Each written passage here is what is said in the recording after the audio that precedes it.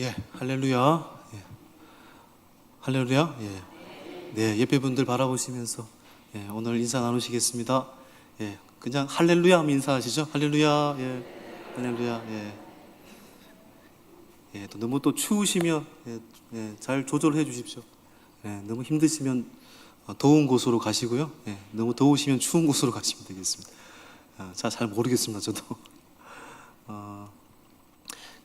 제가 2주 전에도 영화 얘기했는데, 이제 기생충이라는 영화가 이제 2020년도 3월에 아카데미 영화제에서 4개 부분을 수상을 하죠. 그 다음에도 우리나라 배우로는 최초로 여우 조연상이죠.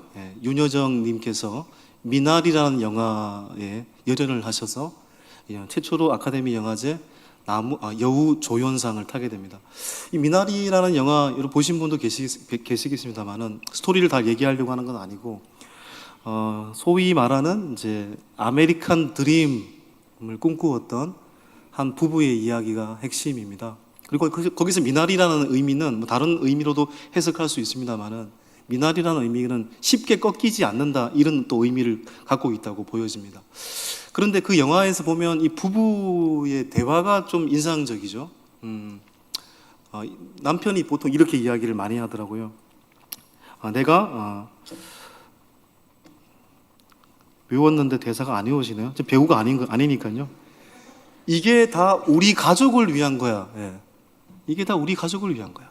그리고 조금만 있으면 내가 돈을 버는데 돈만 벌면 다 끝나. 이런 이야기 하거든요.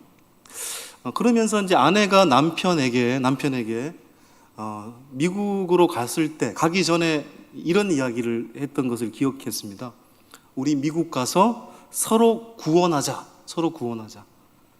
그리고 그러면서 아내가 다시 그 말을 떠올리면서 힘든 이 이민 생활을 감당하고 있는 남편한테 이렇게 이야기를 해요. 우리가 구원하는 것이 아니고 돈이 구원한다고? 나는 이제 너무 지쳤어. 이렇게 이야기를 하죠. 제가 어제도 영화를 봤는데 안 외워지네요. 여기서 좀 뭔가 좀 핵심적인 게 뭐냐면 좀 재밌는 부분이 구원이라는 부분을 우리가 한국을 탈출한다. 이걸 마치 출애굽처럼 보였어요. 한국을 탈출한다. 이건 마치 애굽을 탈출하는 이스라엘 백성. 그리고 미국에서 산다.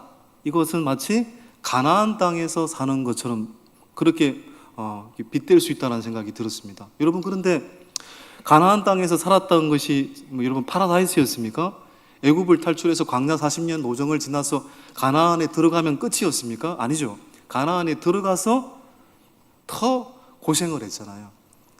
더 유혹이 많았고 더 미혹이 많았고 또 우상숭배의 덫을 피하지 못해서 결국 이스라엘은 멸망하지 않았습니까? 그러니까 이민생활, 미국 생활이 파라다이스가 아닌 거죠. 돈이 그들을 구원할 수 없었죠. 미국이라는 그 땅이 그를 구원할 수 없었죠. 다시 말해 사람은 스스로 그를 구원할 수 없습니다.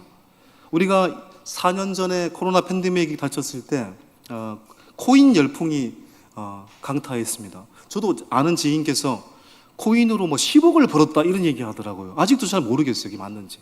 그리고 망한 지인도 있습니다. 여전히 고통 속에 지내고 있습니다.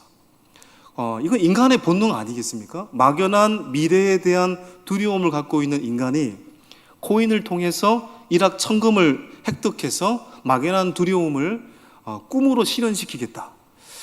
여러분 그런데 과연 그 코인이 인간을 구원합니까? 돈이 그것을 사람을 구원합니까? 우리가 생각하기에 좋은 그 땅이, 그 좋은 학교가, 좋은 직장이 우리를 구원합니까? 아니죠. 여러분 다윗의 인생을 우리가 8번까지 봤습니다만은 대부분 좋은 얘기를 했습니다. 여러분 그렇죠? 다윗이 15세 때 왕으로서 기름 부음을 받고 17세에 엘라 골짜기에서 골리앗을 물맷돌로 무찌르면서 구국의 영웅이 되죠. 그러나 그것이 사울에게는 눈의 가시가 되어서 17세부터 30세까지 13년 동안 다윗은 사울의 칼날을 피해 도망자 생활을 했습니다. 그리고 그 모진 세월을 이겨내고 30세에 남유다만의 왕, 헤브론에서 남유다만의 왕이 되고 7년 6개월이 지나 37세 6개월째 통일 이스라엘의 왕이 되죠. 그리고 수도를 예루살렘으로 옮기고, 지난 주일에 말씀을 드렸던 것처럼 수십 년간 방치되었던 하나님의 임재의 상징인 언약궤를 예루살렘으로 모시고 왔죠. 그때 다윗은 춤추며 하나님 앞에 예배하였습니다. 여기까지 다윗의 인생은 너무 승승장구했던 것처럼 보였어요. 위대한 다윗, 스스로 마치 구원할 수 있었던 것처럼 보였습니다. 그런데 여러분, 다윗이 강성해진 이유는 무엇이었을까요? 사무엘하 5장 10절을 보겠습니다. 사무엘하 5장 10절. 사무엘하 5장 10절. 시작. 만군의 하나님 여호와께서 함께 계시니 다윗이 점점 강성하여 가니라. 8장 14절. 시작. 다윗이 에돔에 수비대를 두되 온 에돔에 수비대를 두니 에돔 사람이 다 다윗의 종이 되니라. 다윗이 어디로 가든지 여호와께서 이기게 하셨더라.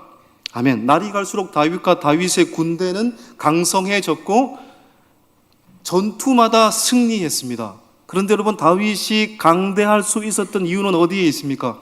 다윗의 능력으로부터 오지 않았잖아요. 다윗이 가장 가까이에서 자신을 주목하고 계시는 그 하나님 앞에서 언제나 예배자로 살았고, 그 주님의 말씀을 언제나 존중하는 자였기 때문에 하나님께서는 하나님의 말씀을 존중하는 다윗의 삶에 은혜를 베푸셨고 그와 함께 하셨기에 다윗은 강대해졌고 강성해졌고 날마다 이기는 삶을 산 거죠. 그런데 그런 다윗이 오늘 본문을 보시면 하루아침에 짐승보다 못한 인간으로 전락하고 맙니다. 다 아는 얘기잖아요. 가늠죄를 저지르고 간접살인죄를 저지릅니다. 여러분, 다윗은 어떤 사람입니까? 13년 동안 도망자 생활을 하면서도, 사울의 칼날을 피해 다니면서도 사울을 2번이나 완벽하게 죽일 수 있는 기회가 있음에도 불구하고 하나님이 기름 부으신 왕, 다시 말해 하나님의 말씀을 존중하기 위해서 사울을 죽이지 않았습니다. 다시 말해 나의 욕망을 쳤죠. 하나님의 뜻 앞에서 베레스 우사했습니다. 그랬던 다윗이었습니다. 그런데 그 다윗이 오늘 베레스 우사하지 못하고 죄악의 길로 들어서게 됩니다. 그러면 다윗은 언제부터 죄의 변질, 죄악의 길로 들어서게 되었을까? 오늘 본문은 명확하게 말씀하고 있습니다. 11장 1절 상반절만 한번 읽어보겠습니다. 시작. 그 해가 돌아와 왕들이 출전할 때가 되매 라고 되어 있습니다. 그 해가 돌아왔다. 그리고 전쟁할 때가 왔다라는 얘기죠. 원래 고대 왕은 전쟁에 반드시 나가야 되는 것이 맞거든요. 여러분, 여기서 보면은 이 사무엘하 10장 그 전장에 이미 이스라엘이 암몬과 전투를 2번 펼쳤습니다. 10장 7절부터 14절까지가 1차 전투, 일명 메세드 전투라고 부르는데, 그때는 요압과 아비새만 출정을 했습니다. 그리고 사무엘하 10장 15절로부터 18절까지 2차 암몬과의 전투, 이때는 다윗이 출정을 했죠. 일명 헬람 전투였습니다. 그 전투에 이어서 오늘 본문 11장 1절에 그 해가 돌아와, 다시 말해 3차 전투를 펼치기 직전이었다는 것을 말하고 있습니다. 여러분, 이때 말하는 그 해는 뭘까요? 새해를 의미하는 것입니다. 우리가 소위 말하는 1월 1일을 의미하는 것입니다. 여러분, 이스라엘은 정월, 새해를 우리가 생각하는 것처럼 1월이 아닙니다. 이스라엘의 새해는 니산월, 아비월이라고 부르는 오늘날 우리나라로 따지면 3, 4월에 해당이 됩니다. 봄입니다. 사순절, 부활절 절기 때가 이스라엘에게는 새해입니다.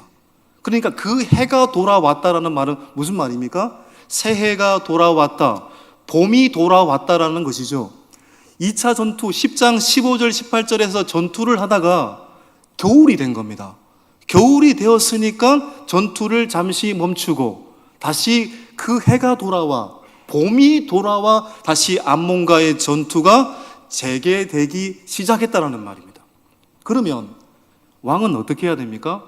왕으로서 가장 최선봉에 있어서 전투를 지휘하거나 적어도 전투에 참여한 병사들을 격려하기 위해서 전투지로 가야 되지 않습니까? 그것이 왕의 사명입니다. 그것이 왕의 사명이었습니다. 그런데 다윗은 뭐 하고 있었을까요? 11장 1절 하반절에 뭐 하고 있었을까요? 다윗이 요압과 그에게 있는 그의 부하들과 온 이스라엘의 군대를 보내니 그들이 암몬 자손을 멸하고 랍바를 에워쌌고 다윗은 예루살렘에 그대로 있더라. 다윗은 뭐 하고 있었습니까? 속된 말로 죄송합니다. 자빠져 자고 있었습니다. 전쟁터에 있어야 될 왕이 침상에서 뒤척거리고 있었습니다. 여러분, 이 시기는 이스라엘에 있어서 최고의 전성기였습니다. 다윗 나라도 최전성기였습니다. 군대도 강성했습니다. 이스라엘 밖에 다윗과 대적할 나라가 존재하지 않았습니다. 그런데 그때 다윗의 타락이 시작이 됐습니다. 여러분, 창세기에 보면 에덴 동산, 아담과 하와도 여러분 어려울 때 타락한 게 아니잖아요.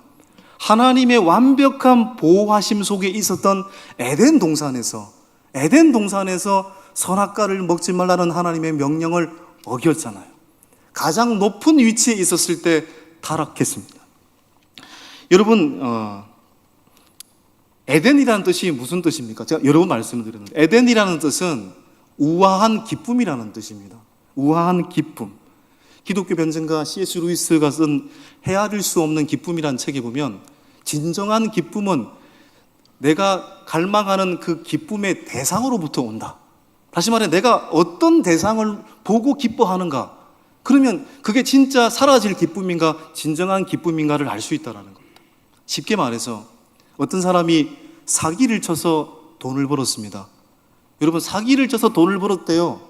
기쁩니까 안 기쁩니까? 돈을 벌었어요. 이게 중요하지 않습니까, 여러분? 돈을 한 100억 벌었습니다. 사기를 쳐가지고. 기쁩니까 안 기쁩니까? 솔직히 말씀하십시오. 합니다. 그죠? 그런데 어떤 사람은 진리를 깨달아서 기쁩니다. 어떤 기쁨이 오래갈 기쁨일까요? 이 기쁨의 가치는 너무너무 다른 거죠. 여러분이 히브리어 단어가 참 재밌습니다. 우리나라 말도 그렇습니다만은 에덴이라는 말이 명사형인데 우아한 기쁨입니다. 그런데 이 에덴이라는 단어가 동사형이 되면요, 제기 동사형이 되면 아단이 됩니다. 아단.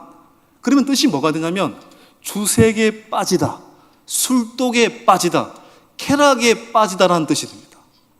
똑같은 단어인데 명사형일 때는 우아한 기쁨인데 에덴, 동사형일 때는 아단, 주색에 빠지다, 쾌락에 빠지다가 된다라는 겁니다. 무슨 얘기입니까?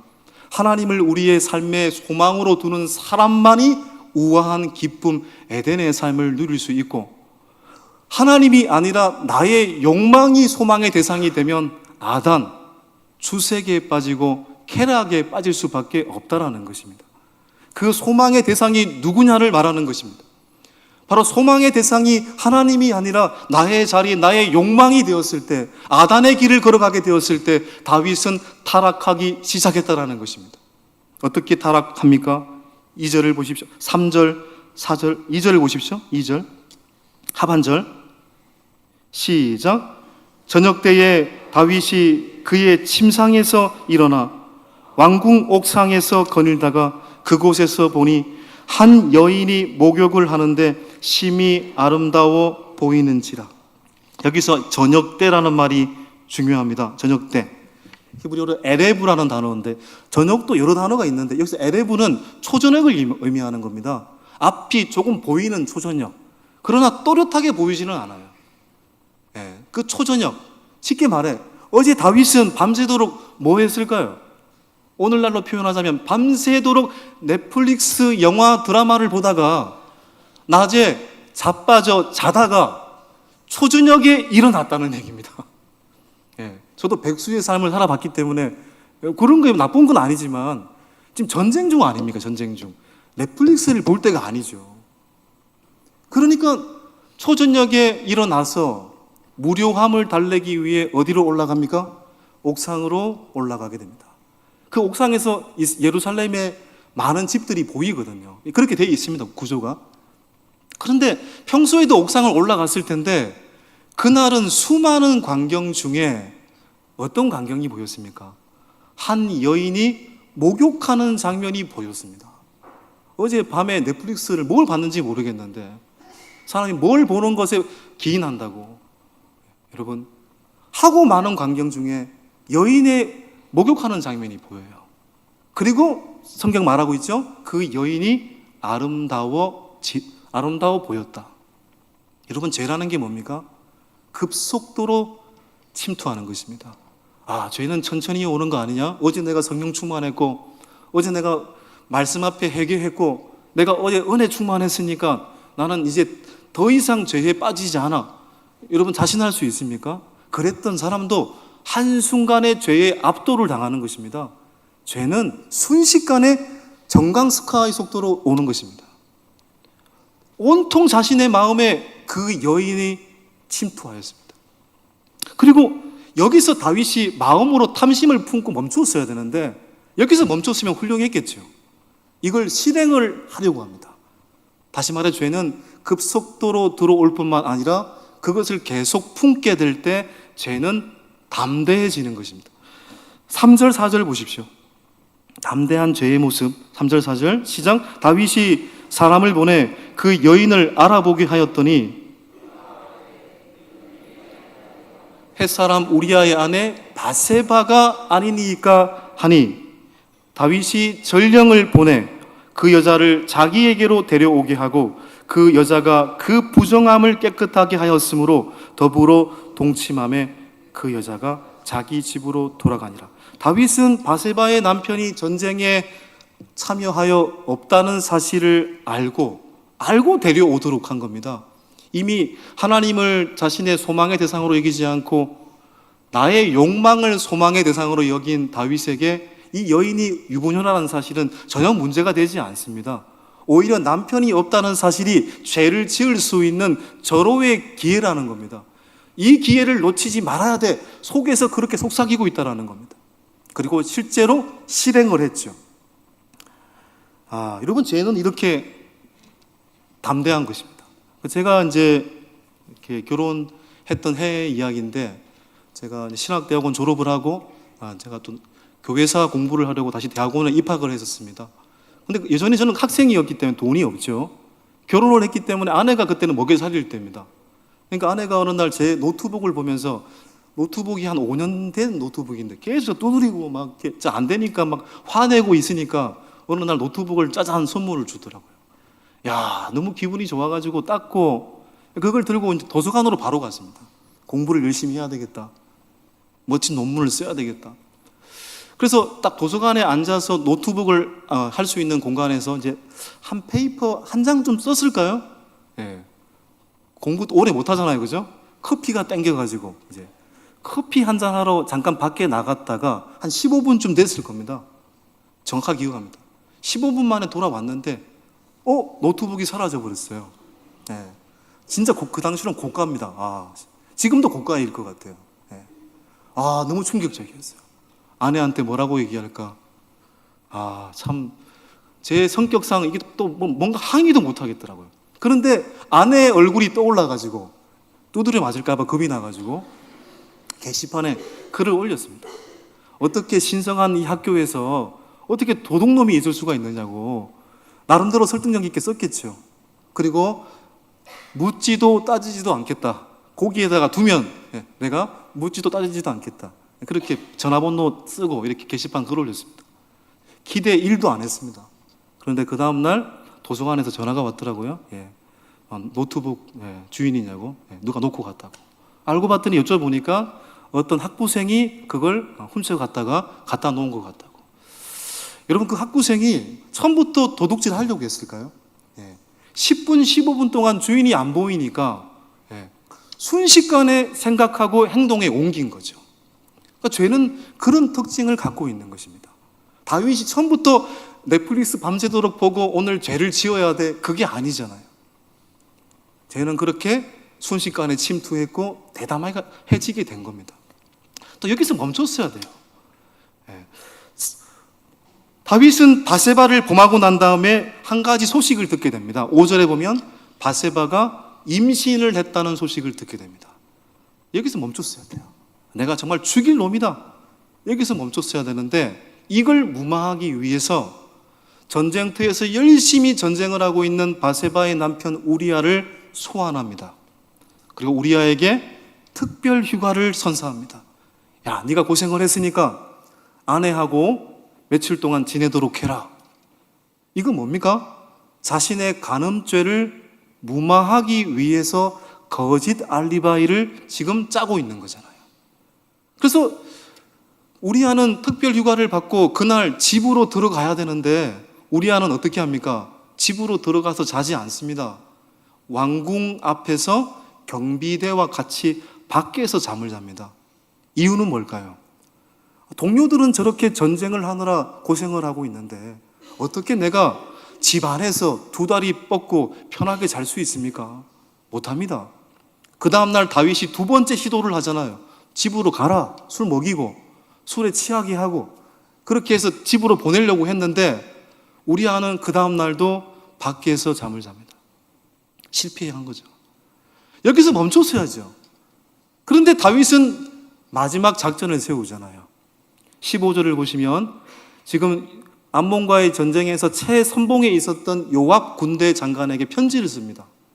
내가 우리아를 보낼 테니까 우리아를 격렬한 전투의 현장에서 전사시키도록 해라.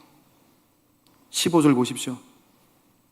편지에 써서 이르기를 너희가 우리아를 맹렬한 싸움에 앞세워 두고 너희는 뒤로 물러가서 그로 맞아 죽게 하라. 살인죄죠. 여러분 우리아가 잘못한 게 뭐가 있습니까? 나라를 사랑하고 다윗을 섬긴 충신이라면 충신인데 우리아가 잘못한 것이 무엇입니까? 그럼에도 다윗은 충신임에도 불구하고 그 우리아를 전쟁터에 보내 죽게 만들잖아요. 우리는 다윗의 이야기 다 알고 있습니다. 우리는 다윗이 어떤 죄를 저질렀는지를 알고 있잖아요. 간음죄를 저질렀고 어떤 죄를 저질렀습니까? 살인죄를 저질렀죠. 십계명에 두 가지만 저질렀구나. 아닙니다. 자세히 보시면 십계명의 모든 계명을 범했어요. 일단은 옥상에 올라가서 그 여인을 보고 탐심을 품었다. 이건 뭘 어긴 겁니까?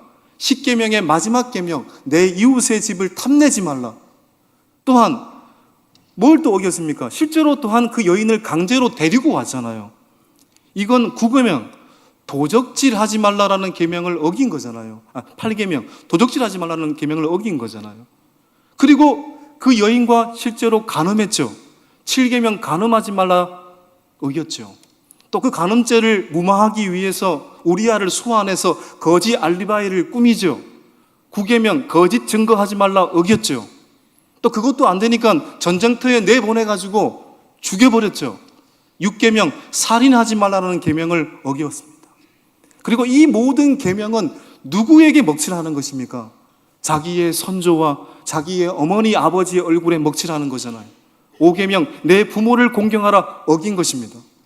또 이러한 죄악을 범하면서도 안식일날 얼마나 거룩하게 하나님 앞에 예배했겠습니까?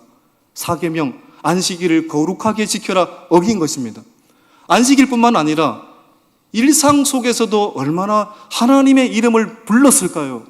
3계명 내 이름을 망령되이 부르지 말라 어긴 것입니다. 하나님보다 더 사랑한 우상을 만든 거잖아요.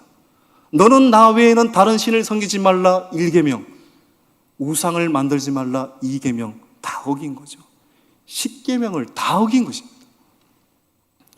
결국 이런 다윗을 향해서 하나님을 소망으로 두지 않고 아단의 길을 걸어간 다윗의 이 행위에 대해서 성경은 이렇게 평가하고 있습니다. 사무엘하 11장 27절 하반절 시작. 다윗이 행한 그 일이 여호와 보시기에 악하였더라. 여호와 보시기에 악했대요. 심지어는 바세바를 자기 아내로 삼잖아요. 여러분 다윗이 어떻게 이렇게 변질되었을까? 12장에 하나님은 나단 선지자를 보내서 다윗의 이러한 죄악에 대해서 지적하고 싶었습니다. 그래서 나단 선지자가 다윗에게 그냥 직설적으로 얘기하지 않고 한 가지 이야기를 합니다. 왕이여 들으십시오. 옛날에 부자가 있었습니다. 부자에게는 양과 소가 너무너무 힘이 많았습니다. 그리고 옆에는 가난한 사람이 있었습니다. 가난한 사람은 암양 새끼밖에 없었습니다. 그런데 어느 날 부잣집에 행인이 놀러 왔습니다. 부자는 행인에게 대접하기 위해서 자신이 갖고 있는 소와 양으로 대접하지 않고 암양 새끼 하나밖에 없는 가난한 사람의 그 소유를 빼앗아서 행인에게 대접했습니다. 이 이야기를 듣고 있는 다윗은 이야기를 끝나지도 않았는데 노발대발하잖아요. 아니, 어떻게 그런 나쁜 부자가 있습니까? 그런 나쁜 부자는 천벌 받아야 됩니다.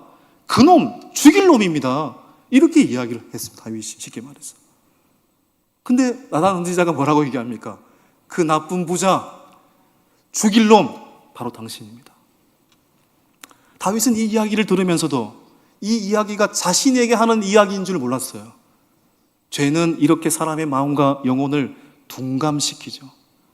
결국은 나단 선지자의 제차의 지적 앞에 다윗은 엎드려 하나님 앞에 회개하죠. 다윗의 위대한 점이 또한 거기에 있습니다. 시편 51편을 보면 다윗이 눈물로 하나님 앞에 회개하지 않습니까? 하나님 앞에 통회하는 심정으로 회개하지 않습니까? 그리고 하나님은 그 통회하는 심정을 받아주시고 다윗을 용서하시고 다윗을 다시 시대의 통로로 사용하시죠. 하나님은 그런 분이십니다. 그런데 여러분, 하나님은 용서하시지만 한 가지를 기억하셔야 됩니다. 죄는 반드시 잔재가 있습니다. 후유증을 남긴다는 사실도 기억하셔야 되는 것입니다. 실제로 다윗은 자식들에게 아주 안 좋은 일들이 많았어요. 그리고 또 하나님은 부분적인 심판을 내리시거든요. 여러분 한번 생각을 해 보십시오. 어떤 사람이 죄를 저질러서 교도소로 들어갔다고 합시다.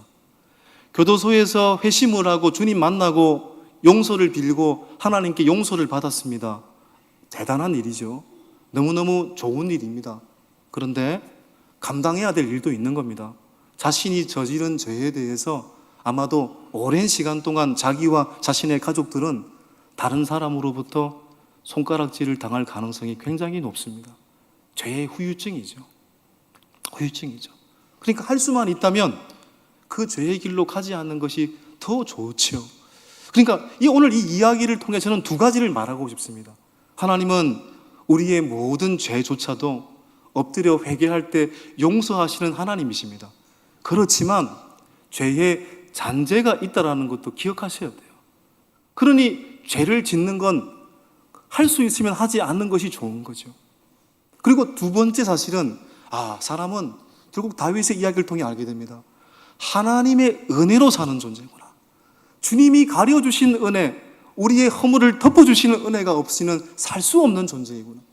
여러분, 마태복음 20장을 보면은 포도원 품꾼의 비유라는 이야기가 있습니다. 어느 날 포도원 주인이 이른 아침에 아침 6시부터 인력시장으로 가가지고 포도원에 일할 한 사람을 데리고 옵니다.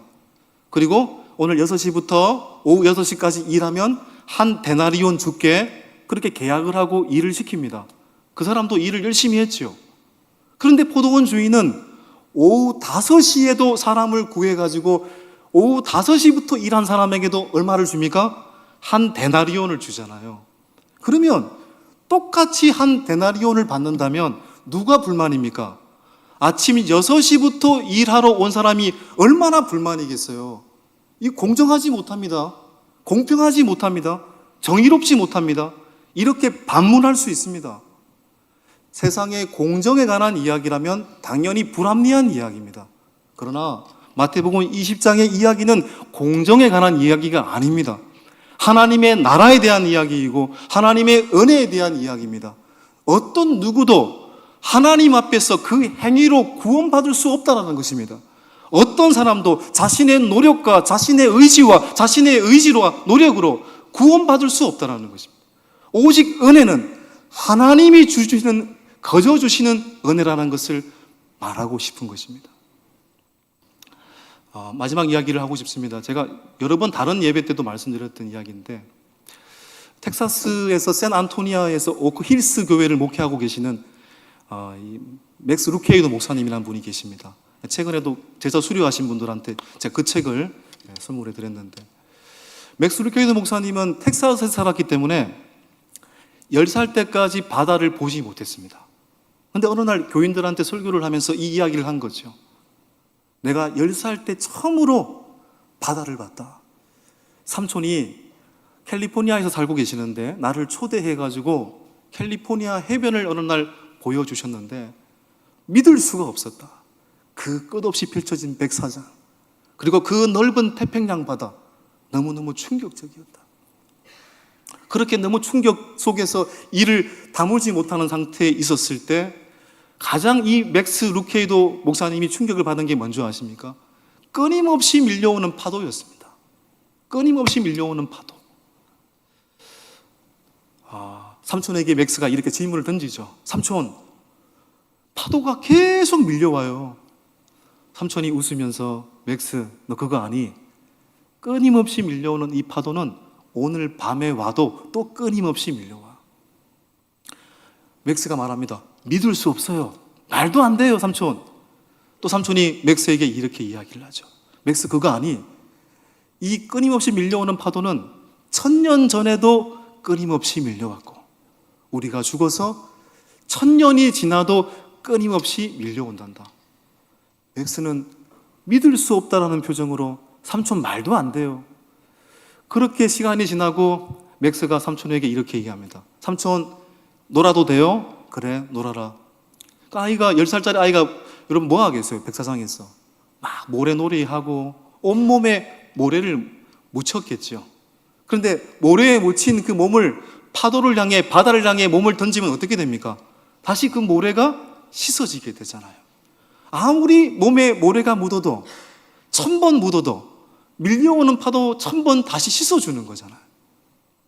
이 이야기를 하고 나서 맥스 루케이도 목사님은 설교 속에 말씀을 듣고 있는 청중들에게 이렇게 이야기를 했답니다. 여러분, 하나님의 은혜는 이와 같습니다. 하나님의 은혜는 이와 같습니다. 우리가 1000번 무너져도, 우리가 1000번 죄를 질러도, 우리가 1000번 실수해도 다시 우리를 새롭게 하시는 하나님의 은혜입니다. 여러분, 오늘 우리가 어떤 죄를 지었든지, 어떤 실수를 하였든지, 어떤 실패를 하였든지 주님께로 돌아가기만 하면 됩니다. 주님 앞에 엎드려 회개하고, 주님 앞에 통회하고, 주님 앞에 용서를 빌고 회개하는 심령이 되면 주님께서 그 어린아이의 몸에 묻은 모래를 그 파도가 씻어주듯이 우리의 죄악을 온전히 씻어주시는 하나님이신 줄 믿습니다. 그리고 우리를 하나님 자녀 삼아 주십니다. 그러나 여러분, 그 용서하는 은혜를 우리가 받았다고 할지라도 두 번째를 기억하셔야 됩니다. 그럼에도 불구하고 죄의 잔재가 있다는 것도 기억하셔야 합니다. 죄의 잔재가 있다는 것을 늘 기억해서 늘 깨어있는 자들이 되어서, 늘 하나님만을 우리의 소망의 대상으로 삼는 자들이 되어서 우리의 삶 속에 언제나 우아한 기쁨의 삶을 누리는 복된 인생들 되었으면 좋겠습니다. 이 시간 함께 하나님 말씀 기억하시면서 찬송가 300장 찬양하겠습니다.